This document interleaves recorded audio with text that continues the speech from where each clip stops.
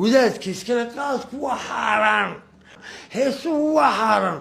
aniga qowl culimo anima qowl culimo caabudaa qowlullaahi keen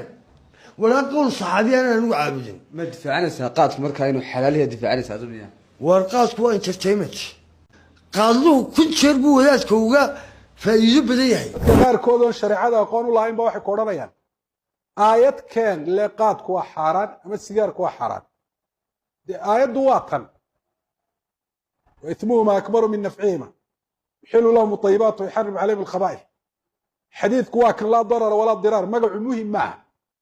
shaygu sifa magaca xukum kuma yeeshee sifada ayuu ku xukum qaatay sifada uu leeyahay ayuu ku xukum qaatay